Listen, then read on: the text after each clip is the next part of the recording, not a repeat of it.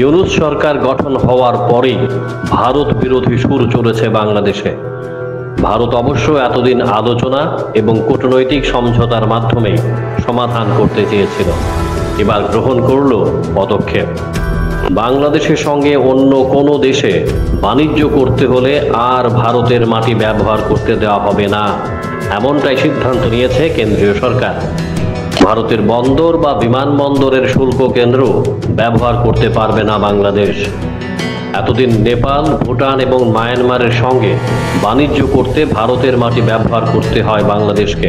তাই central board of tax and কাস্টমসের পক্ষ থেকে বাংলাদেশকে দেওয়া এই সুবিধা প্রত্যাহার করা হয়েছে। এর জেরে পণ্য আমদানি রপ্তানির ক্ষেত্রে সমস্যায় পড়বে বাংলাদেশ। খবর অনুযায়ী 2020 সালের জুন মাস থেকে এই সুবিধা পাচ্ছিল তখন ক্ষমতায় হাসিনা সরকার। বাংলাদেশকে দেওয়া এই বিশেষ সুবিধা প্রত্যাহারের জন্য কেন্দ্রকে অনুরোধ করেছিল ভারতের বিভিন্ন রপ্তানিকারক সংস্থাগুলি। তবে কেন্দ্রের এই সিদ্ধান্তের ফলে পণ্য আদান প্রদানে বাংলাদেশ কতটা সমস্যায় পড়ে তা সময়ই বলবে। সম্প্রতি চীন সফরে গিয়ে ভারত নিয়ে বিতর্কিত মন্তব্য করেছিলেন ইউনূস। তারপর অবশ্য মোদি ইউনূসের মুখোমুখি বৈঠক হয়। বৈঠকের কদিনের মধ্যেই কেন্দ্রের এই সিদ্ধান্ত।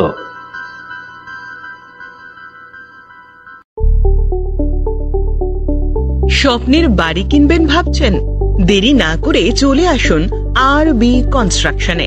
অত্যাধুনিক সুযোগ সুবিধা সহ আপনার সাধ্যের মধ্যে ফ্ল্যাট পাবেন আমাদের এখানে। রয়েছে ব্যাংক লোনের সুবিধাও। আগরতলার সার্কিট হাউস, দুর্গা চৌমুহনী, প্রগতি রোড ও কলেজ টিলার মূল সড়কের পাশে।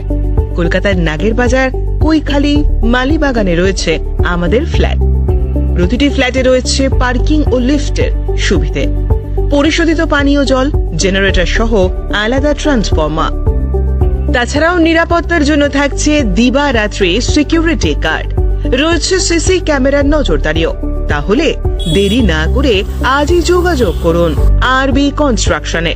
আমাদের ঠিকানা আরবি construction, Jhuma Chakraborty, circuit house, পুরনো রাজভবনের পিছনে। যোগাযোগ 8787495180 এবং 9436123139 এই নাম্বারে। জুড়ে থাকে বাঁধন আপনার চেয়েও আপন, জুড়ে থাকে বাঁধন আপনার চেয়েও আপন, আপনার চেয়েও আপন স্বর্ণ কমল।